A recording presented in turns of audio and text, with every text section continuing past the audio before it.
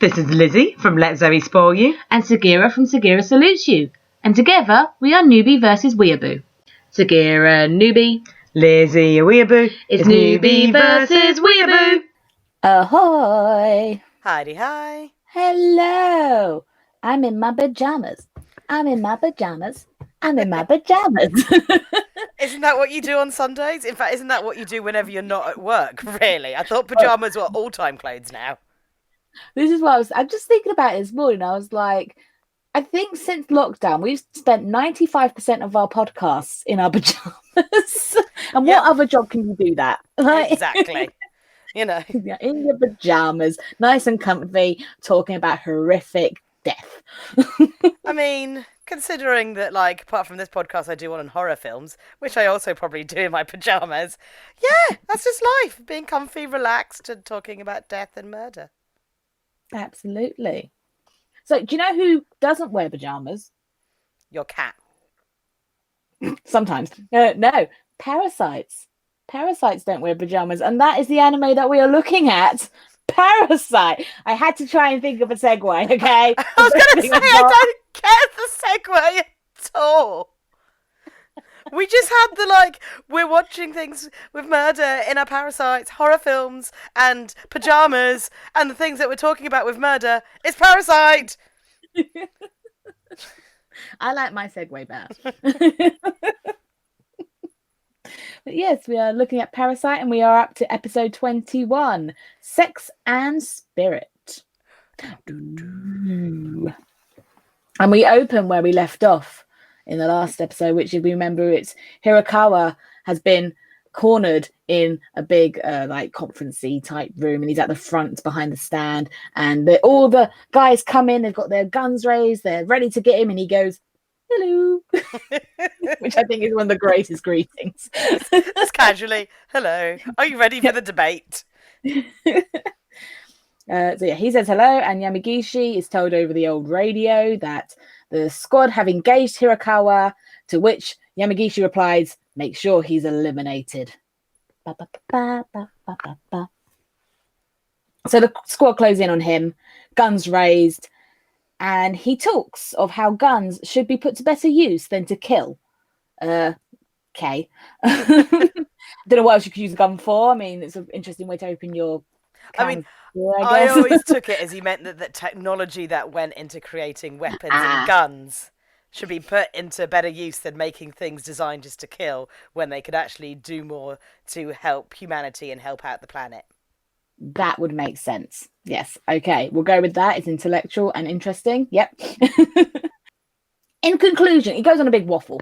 And in conclusion to what he's saying, to his well-put speech, better than I'm making out right now, he's far more charismatic than I am. Why use guns to thin out the population when parasites are doing it for them? And this is what when I said, like, oh, I think he's the man in the room with Ryoko, it's now pretty obvious that he was, because this is what they were talking about the population being a parasite, and there's too many of us, and we're, like, you know, destroying the earth, and resources are going down, and we need to thin them out with something else. It's taken 21 bloody episodes, but finally I could talk about the underlying themes of Parasyte. Like, you know, I kept saying you, like, that the theme will become apparent. The theme, it's like, at last I could talk about it. Well, back in that meeting, he said it. He told us what parasites were there for, but we just didn't know what happens next. That's the only thing. We just know that the parasites were there to, like, thin out the population. But there's more to it than that, because we see Shinichi and Hirama, they're watching this all on a monitor, so they're not actually there, but they can hear what's going on, so they're keeping up with what's occurring. Now, Hirakawa, when he's doing his big speech, he keeps mentioning himself when he talks about humans. And I was like, meh. He says how humans just want justice and to save the planet, but in fact, they are the ones, or he says we are the ones, who are killing it. And this makes humans the parasite. And then this is when the penny drops for Shinichi. He's like, so it all clicks. It's all come together. Hirakawa is shot many times. Trichtophobia trigger. I was like, no, stop shooting him. He's dead. Stop it. But of course, the army men, the squad, they haven't caught on like we have as an audience to how he's addressing the speech of him saying we and I and they. Like he's not put himself in with the parasites, he's put himself in with the humans. So when they go and check his body, he's a human. Da da da da. So that's why he's like, so good at becoming mayor, because he knows what to do. He's got the spiel. He's human. He knew the politics. He wasn't trying to blag it. He actually did. And he's got a very particular stance and a very particular platform. And that is obviously like environmental concerns, which is quite interesting in a day and age where people are talking about climate age. That originally, obviously, the manga written back in the early 90s. So they were already talking about like eco problems. But I suppose Japan is very much a country that's got a lot of respect for its natural environment. And it's always been known as a place that treasures natural beauty and naturalistic environments and arts, and overpopulation can destroy that. So they're trying to live more in harmony with their like ecology and stuff compared to the rest of the world, which kind of goes full steam ahead going, ha ecology, we need a new shopping mall or something, So he's very pro like ecology and pro like nature, and the parasites essentially are like eco-terrorists for him to kind of like help expand his campaign. Which is quite creepy because it's kind of what we're living through now. Like our population has been thinned out by coronavirus, and it's scary. And these are scary. I mean, they're just attacking very different ways. Whereas a parasite, you can see it. You can't see what we're dealing with. So that makes it even scarier because I suppose it's kind of the same because parasites conceal themselves as human, everyone is a threat. You don't know who is a parasite and who is a human, just as you don't know who has got corona and who hasn't. Yep. Just by looking at them. So yeah, the similarities are quite jarring. There's a smash and Goto has jumped into the room. He says he's never understood the mayor, but Ryoko was intrigued by him putting several plans in place. But it's over now. No more. Goto can do what he wants now because he hasn't got anyone telling him what to do, except for his directive. Yep. Because he will have a directive just like all the other parasites did. We cut to Uragami and his handler, who walk in on the soldiers that Goto had killed earlier. Uragami says that this was Goto and he has a power that is unreal and that even guns won't kill him. Uragami is starting to see Goto for what he is, and he's not just a killer, he's something completely different. Yamagishi is still wandering the halls with his guys, like all this stuff's going on. They're just like, plodding along, making sure they don't die. And he gets the message telling him of the mayor's death and that Goto has arrived. We hear the gunshots in the background, and Yamagishi says he'll meet the other squad and then they'll make their way over. So there's a lot going on still, and he's missing it all. And then we hear one final gunshot, which is Uragami, who has shot his handler to the point that he just blows his hand off. He's like, but he's just like, wow, I just went off. Like, what? Odd. And now this is his chance to escape. So he casually walks out because who's going to stop him at this point? They're all far more interested in what's going on in the other room. So if he runs, then he just gets shot because something's running. So if he just walks out, why would he be suspicious? He knows it's only time before Goto is loose, so he is still worried about Goto. Though he's keeping it cool, he doesn't want to meet Goto. He does not want to run into that. He's like, nope. And then the scary thing about this is that we don't see him for the rest of the episode, so he's gone. He's back out in the wild, doing what he wants to do, and basically being another parasite on humanity. Back to Goto, and he says how Ryoko would question the parasite's existence. But that doesn't matter now. Nothing matters now. Yeah. It's all about Goto. It's Goto's time to shine.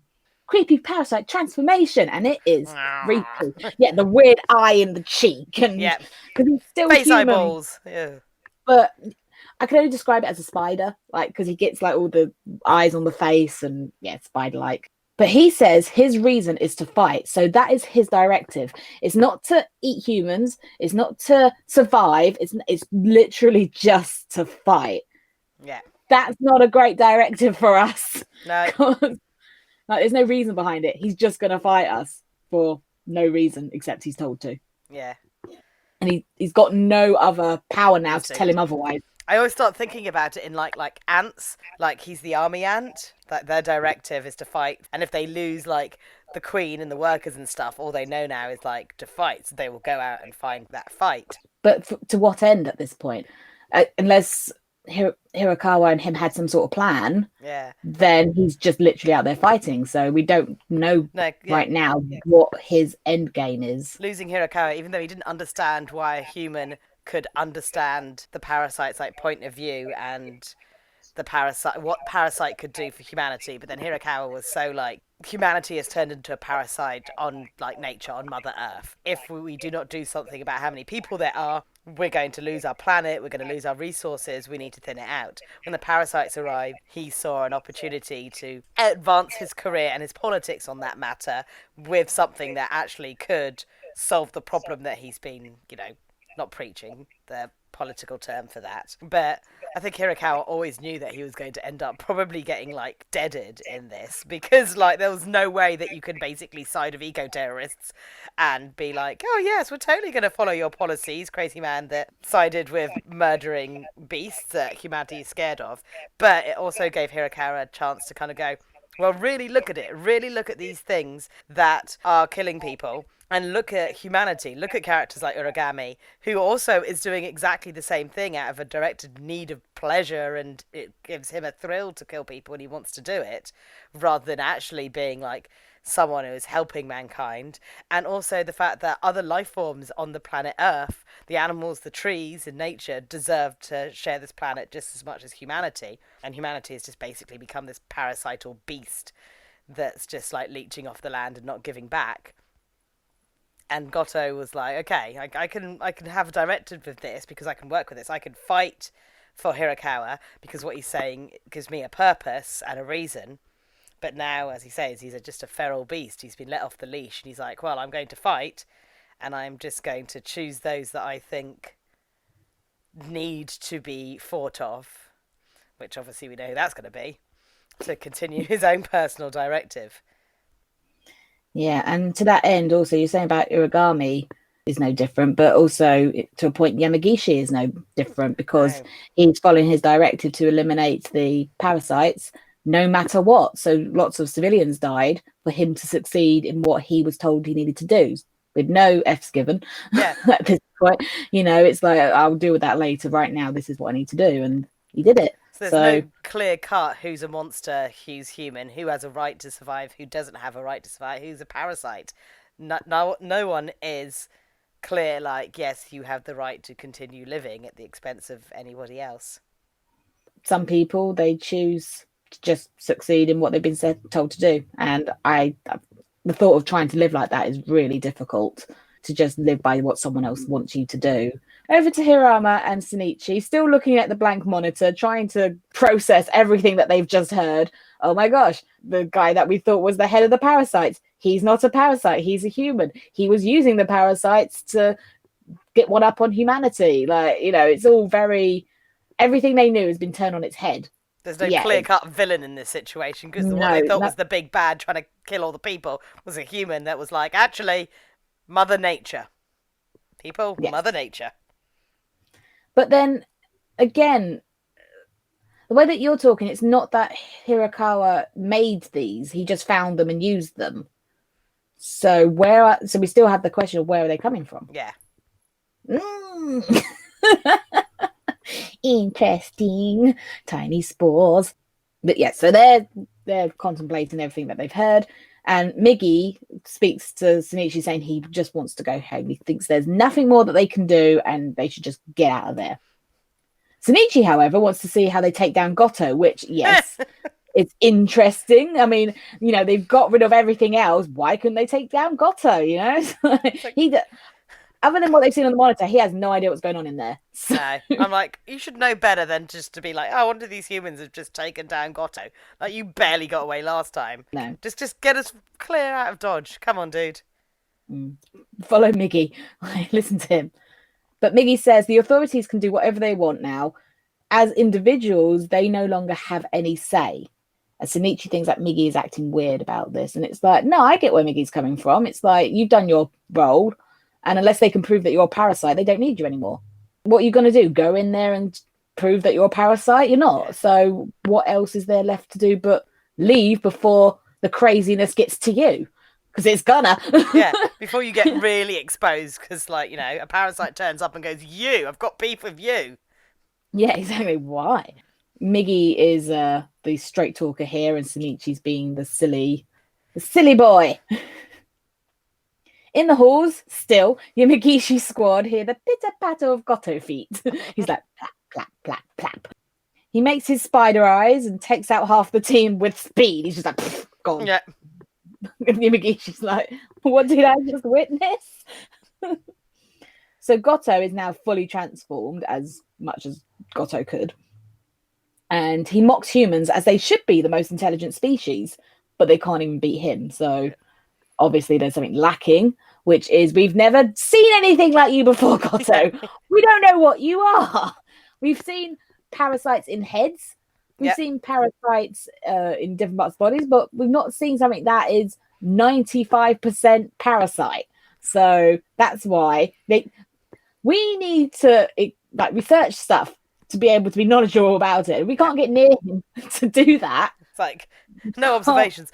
But also, it's like, it goes back to, like, Hirokawa's words about, like, there are better things that weapons could be used for. And obviously, like, the squad and all these military over-reliance on weapons to fight the parasites instead of actually trying to think about what the parasite is made of and how could they get through those structures and stuff, rather than being like, oh yeah, our guns, of course, because everything is got to go down to our wonderful weapons. Yeah, guns solve everything. No, they don't. It's like, no. You know what you should do is all those parasites that you've caught, cut off their weird tentacle arms and fashion them into weapons to fight back with. No, they just want them gone, don't they? Yeah, they're just like, yeah, human weapons are the best ever. No one is smarter than, like, special ops operatives. Yeah, don't underestimate. But then that's humanity's pride. Well, to prove your point, Goto impales two of the soldiers on his arms, and he says, not only can I dodge, but I can shield. And then he uses the two guards as shield, and it's like, yeah. And the guy's like, don't shoot. No, we're going to shoot. Yeah, it's like, see, they had parasites in captivity. They could have made parasite body armor, but no. Yeah. No, they didn't want to do that kind of research. Goto's having a lovely time. Yamagishi realizes that their tactics are useless at last, and they need to have a more open area. So to the roof! So they all run out. Yamagishi analyzes Goto, noticing that being inside is useless, as Goto can use every part of the building to his advantage. He can use the walls, he can use the ceiling, he can use like weird alcovey bits. And he mentions something about, you know, something that was built by man is like letting us down sort of thing because it's helping the enemy. On the roof, Yamagishi tells the troops to spread out, and he turns around and there's no troops. It's like, oh dear. Oh no. And it's just Goto. He's taking them all out, and he's like, it's just us now. And it's a standoff between the two. Yamagishi comments on how Goto's body is like armor, but Goto says there are gaps and they have managed to get the better of him. And he has two little wounds that go patooey, patooey, and they spit out the bullets. But he is bleeding. Yep. So there is something there that is vulnerable. Yamagishi's now frustrated and just fires everything he's got. He's just like, throw this, get this, take this, eat this. And Goto now has a giant shield arm, and he's jumped up higher so he can see Yamagishi better. And it's like, well, this is the end. Yeah. Goto is literally learning through this fight. And he says, like, yes, I can condense my molecules to harden into this, but it will leave a softer bit over here. Okay, so when you fire that weapon at me that I know will cause me some physical damage, I can dodge it because of, like, I'm reading the timings of the weapons and stuff. And it's like, oh, special ops team, you should have done some of this stuff. You should have known that these parasites, because you had the bodies and you knew about them and you knew how their heads, you knew how to test for them, and it's just like, oh, the folly of man. And it's overinflated ego. Yeah, as you said, he says that He's not faster than the bullet. He's faster than the person firing the bullet. Yeah. So that just shows how much slower we are in action than a bullet. And that's what makes guns so dangerous, isn't it? That once you pull the trigger, it's gone. There's nothing you can do about it. Well, after this, Goto goes fully at Yamagishi, just completely annihilates him, basically. And down below, people can hear the ruckus from above, including Shinichi. So Shinichi stood there looking up with everyone else. Now Yamagishi is on the floor, and it's basically curtains for him.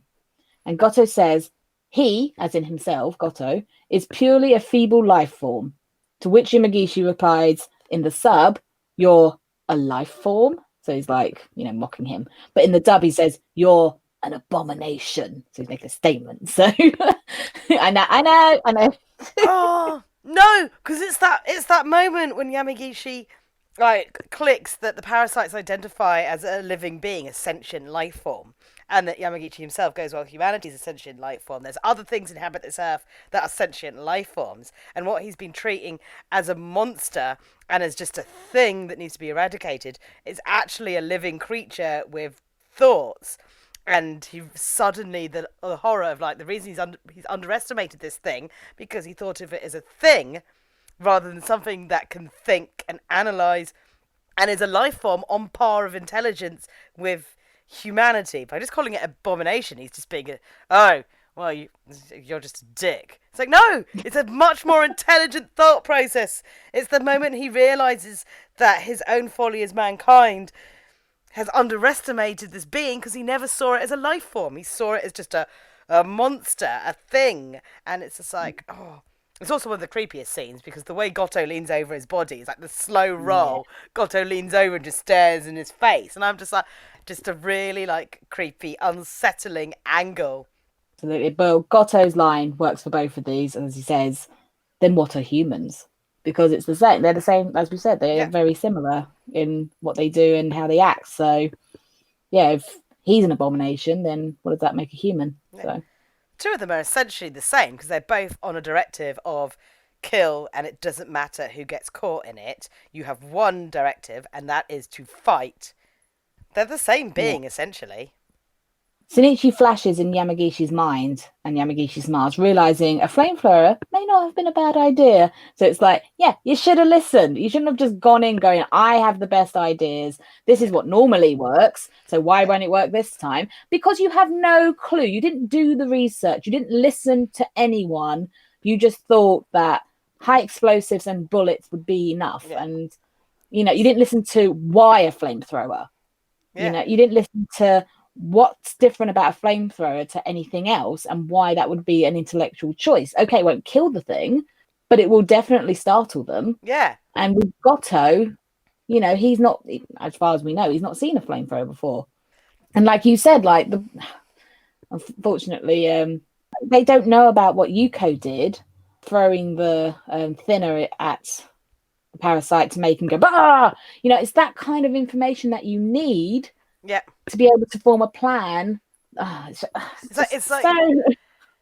very much, and it harbours onto this idea that's going to become more and more apparent of the idea of nature. And the things that have actually worked against the parasites have been chemicals and kind of natural kind of thing. If you think of if you put chemicals on natural things, they melt, dissolve them. If you set a fire in the woods, it's going to burn everything. Humanity have not, and the people fighting the parasites, underestimating them, unlike the parasites that learn from every single thing a human does, but they are not putting the pieces together. They're just thinking, oh, humanity must be better than this monster. It won't be able to think. But also, the best thing to kill humanity are guns and bullets and things that make pinpoint wounds and stuff, rather than thinking of actually there are other entities and other species and other things on the planet where even that wouldn't work for. And if you think about something like a flamethrower versus a parasite, a gun, even a shotgun, has a certain amount of bullets in it, so it'll make a certain amount of holes. A flamethrower could set the entire parasite on fire, which is, doesn't matter if, like, where you're hardening, there will be fleshy, vulnerable bits somewhere. Somewhere will get caused pain. Somewhere might have that fear response. Animals run from fire because of that fear response of like, oh my god, what is this over engulfing thing? Heat has a different like feeling on nerves than just one bullet hitting you somewhere, or and it just frustrates me so much that they did have some of this information because they had parasite bodies being studied that they could have gone, you know what we should do? Test the weird bits to see what they are resistant to. Not go, yeah, guns are great. We love guns. Yay. Guns are great. Yay. Well, down below, they're all still looking up, and something flies through the air. It's Yamagishi's head. It hits the ground. It bounced a bit and rolled around. It was kind of like, oh, so killing him wasn't enough. You wanted to make sure that everyone down below knows what happens when you mess with Goto. Also, killed the same way as people assumed, like that's how you kill parasites, by decapitation. It's like, oh, you're taking our heads off. Is that the game? You've noticed that most parasites are in heads. So it was a bit of like a, for humanity, I'm going to take your head off too. Because it's pretty much empty inside. Yeah, it's the same vulnerability as a parasite has. We both can chop off a head, and that's pretty much end game. Goto jumps down to the ground, and he lands next to Shinichi, to which Miggy then punches Shinichi in the head and says, told you we should have gone, what are you doing? Yeah, it's like, oh, should we have gone before something turns up? And went, you were the lot, yeah? Oh, did that happen? Well done, Shinichi. Yes, Goto recognizes Shinichi, and as Shinichi was part of killing his cohorts of parasites, he's like, well, now you will die because you helped with this. Like, my colleagues are dead, and you were part of that, and killing you will be most satisfying. And then he says, once Shinichi's dead, he can move forward. What does forward mean? What more do you have to do, Goto? Goto's got his own agenda here. So either he's carrying on what Hirakawa wanted him to do, or he's just gone rogue. Like, we're not sure yet. We just know that he's going to move forward. Now, Shinichi questions this, but before he could question it anymore, he's interrupted by Hirama, and he starts firing his gun at Goto, because, again, Hirama wasn't in there. He doesn't know what the others know now. He knows that he doesn't know that gunfire is going to do sweet FA. He's like, aim for the heart. That seems to have worked in the couple of cases I know about. Well, Goto says that he was quite accurate if he was aiming for the heart, but obviously didn't get it. And this shocks Hirama. He's like, what? Because he's not dead. He's not going down. The army surround him, and then Goto pulls a Miggy and goes, I'm quite tired now. I've had enough of my day. Yeah, there's too many of you, and I'm too tired to deal with it. So I'm going to go. And he gives a kind of a to be continued kind of vibe. Yeah. And then he parkours off.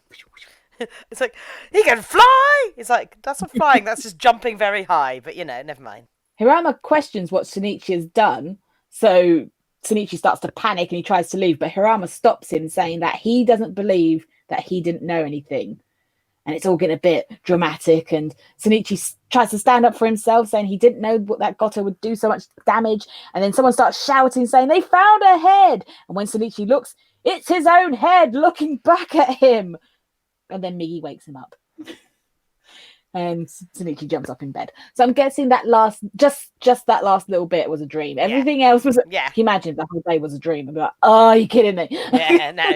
It's not that kind of cop-out series. It was just literally the last altercation. Yeah, that because the colours all change, don't they, to like a kind of dreamy, bluey kind of hue. So you kind of know. When he wakes up, you're like, okay, that was a dream, that part. And Miggy, he knows what he kind of gets the gist of what Shinichi was dreaming about, and they're both confused as to how Miggy would know. And it's that thing carrying on of them connecting and beginning to share a consciousness and a dreamscape. Mm. Shinichi is concerned about Goto's revenge, and Miggy thinks they need more help. Maybe Uda. Now, as much as I love Uda action, I don't want him involved, and neither does Shinichi. It's like, no, he's a good man. He's keeping quiet. He's not going around killing people. Keep him out of it. Like, he doesn't need to be a part of this.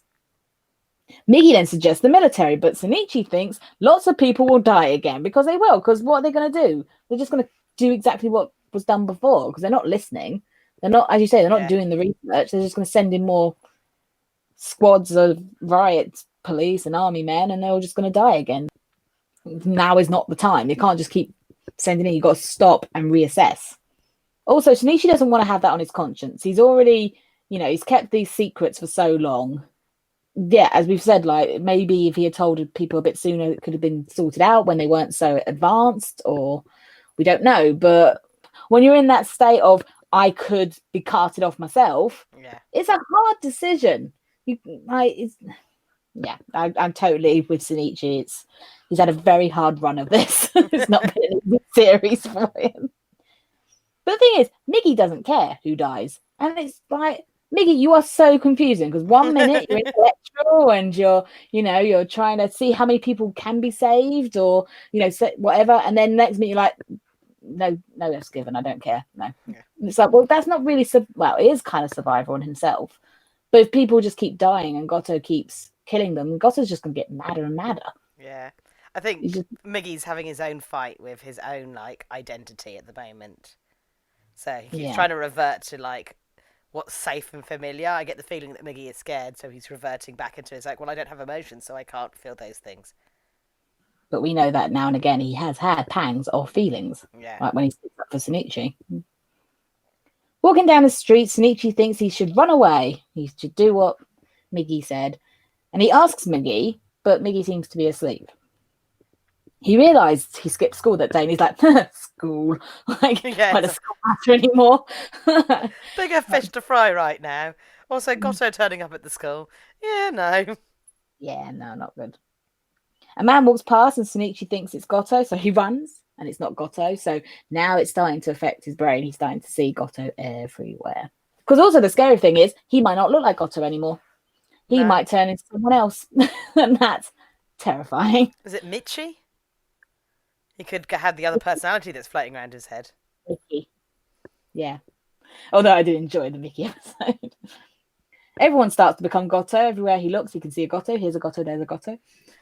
A guy bumps into Shinichi and demands that Shinichi apologizes.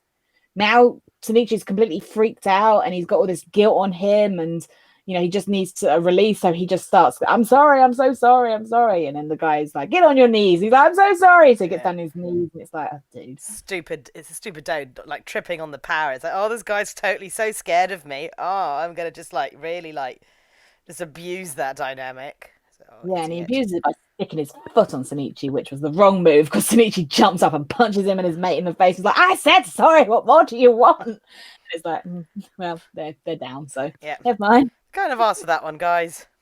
Later on in the day, Murano is walking home and she finds Shinichi waiting. Shinichi calls himself scum because he is just full of guilt now. Everything is just piling on top of him.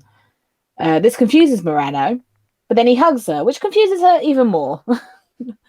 And then he starts to squeeze too tightly, so she pushes him off and he runs away. I mean, you can just see on his face that he is desperate for human contact and something loving and familiar and his happy place and stuff. But he's also terrified and he's hugging her because he's just scared shitless at this point. But obviously Murano doesn't know what he's so scared of and doesn't understand why he's basically trying to crush her in an embrace. And it's just like, no. So poor Shinichi feels like he's been utterly rejected by the one thing he found to seek comfort and reassurance and think that maybe he is human and deserving of love rather than this scumbag that's just part of this murderous problem. And he's also convinced that he's going to die because he starts to say, Dad, I should start to say goodbye, and Mum, I might see you soon. Yeah. And that's a really hard thing to come to terms with. You could die at any. I mean, we're all going through it. We all could die at any minute. But his is kind of in his mind a given because this thing, this fighting machine that has just taken out an entire army, is going after him. Poor little Shinichi, who's got nothing really. He can, and he's fought him before, and he couldn't bring him down. So he knows it's futile at this point. At night, Shinichi's alone in the park, and Miggy thinks running away might help. And he notices that Shinichi's senses are a little dull. It's like, yes, that's because he's sad. Very distracted and very freaked out. And he's very self-indulgent at the moment, because not in a selfish way, in a way that you would be. Any minute I'm going to get murdered by this horrific beast, and after it murders me, it's probably going to murder as much of humanity as it can. Exactly, and also he won't be there to protect the ones he loves. They'll probably be killed as well.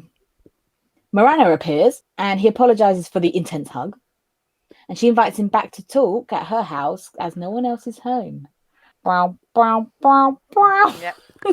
It's like, I love how innocent she does it. She's just like, Yes. come to my place. My parents won't be back. And it's like, you're inviting him over for comfort. You don't do Yes, that. No girl in Japan invites a boy over when the parents are away unless she wants something. Well, she does say to talk, but we all know there ain't no talking. Over at Murano, Shinichi thinks of how he doesn't want to die. He wants to live. And he kisses Murano, and they end up in bed together, which is sweet the way that the scene is done. It's not like, aggressive or anything. It's just a very sweet moment between two people. It's kind of the Ross and Rachel. It's like, yay, they finally got together properly. It's an intimate scene rather than like, they're just having sex. It's not like they bang, let's eroticize it. It's about two people that are finally letting like the culmination of everything and the continuation of their relationship take the next level and just seek solace and comfort and joy in each other's arms.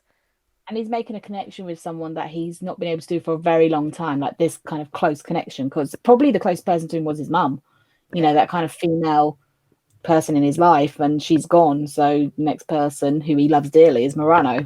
It's nice he can finally get that comfort from her. And then they also confused me as to what was Miggy doing at this point, because he had his nap. So I like that Meggy respectfully just bowed out and kept himself like, I'm just going to let Shinichi have his moment. Although I suspect that Miggy wasn't actually asleep all day, because Miggy does respond to something Shinichi says, and Shinichi goes, "Oh, so you were still listening?" Yeah, when he says about running away. Yeah. So maybe Miggy does go to sleep at this point. Hopefully. It's nap time. Well, Shinichi ends up comparing himself to Miggy, saying how he's only here now by using other people to get here. Other people had to die so that he could survive, which is a very Miggy thing to do.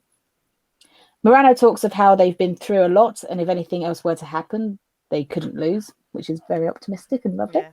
Although she doesn't know the day that he's had. No, but that's it. She is like, she's not sweet innocent, but she's kind of the voice of hope through this. Shinichi tells Murano that he loves her, and she says, "That's a heavy thing to drop on a girl," which is not the response you want, but at the same time, it was dropped on her. So, it's like, I can't remember what the exact wording for the sub.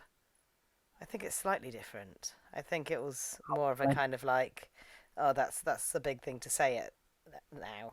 It's like, yeah, it's along the same lines. Yeah. Well, they kiss again, and Shinichi thinks, "I will live no matter what it takes." Yeah. And that is a very Miggy thing to say. But he also has hope now. He's rekindled his connection with humanity and his reasons for living. And then we have the credits. But I have a question. Ooh. So they had sex. If they didn't use protection, and Shinichi's got these tiny Miggies roaming around his body, does that mean a tiny Miggy could enter Murano? Does this mean that the tiny Miggy could fertilize Murano? Does this mean they could get a tiny parasite baby? Does this mean that Murano could get some sort of parasite powers? And if she could, how does that work with the whole male and female thing? That, because obviously Miggy's male and Murano's female, and that doesn't tend to gel. So it's like a lot of things came up with this. Yes. Like, if they don't, I mean, I would assuming they would have protection, because 17-year-old pregnancies in Japan would not be looked upon with much kindness. So I would definitely go, they would have definitely used protection. But it does offer an interesting thing if they didn't. Yeah, because it's like... it depends how small the tiny Miggies have become, because technically they could be small enough to be inside his, like, sperm. Or riding a sperm. Yeah. And then, but then when they go in, like I say, if it's a male inside a female, then would they just die off because they're so small and they can't handle the female anatomy, or would Well, they I just think happily hang out in a womb or something? the like- parasite, when it bonds to a host, it understands how that host's biology works. I think if the Miggies were tiny enough and went into Murano and she became a new host for them, I think at that size, they probably wouldn't get very far. They would just be a tiny little one that probably wouldn't affect anything muchly. But Unless, because what Miggy was finding hard was to communicate to them to make another like bigger entity for him to join back onto, wasn't it? yeah, Maybe if they all went shooting out at the same time, they all found each other, made a bigger Miggy. yeah. But yes, it opens up a lot of questions. I'm just like, interesting. But yeah, but that's the end, and it's ended on a nice note. I know. It's like an ominous note, but nice at the same time, because it's like, he's finally made the connection with Murano. Okay, what's going to happen to Murano? Because he's finally happy. He's finally got something to live for, and yeah. Goto is after him. So We'll have to wait and see. Yeah, ominous, very ominous, ominous. But yes, so although nice ending, still horrific stuff happened. So Sagira's happy moment with Lizzie. My orthotics. I finally have my orthotics. So I can now wear my corrective shoes and maybe not be in horrific pain, which is quite exciting. I like having my supportive things that will help my feet and my legs and my back all not be painful. You can walk again. Yay! It's a miracle. It's a miracle. The miracle of science. So my happy moment is that my book came out. I say book. I'm a self-published author. It's not like I'm going like, oh yes, my publishers are finally. No, it's all me. I'm doing it all. But yes, my book is finally out. It has nothing to do with this podcast. It's a children's book. So hopefully children aren't listening to this because they shouldn't really be listening. But if you have a child who's quite young, then yes, go check out New Monday and my new book of This Is Precious Having a Bath. And it's about a ragdoll cat having a bath. More in depth than that, but still. But yes, I was very excited and very happy that it's finally published. So yeah. Yay. Happy. Sounds lovely. Social media. Mine is very simple. My social media is coming out of a falling head. Coming out of a falling head. Yeah, that seems to be the way. It's just Can like... Can your head bounce and it bounces with it? Your head bounces.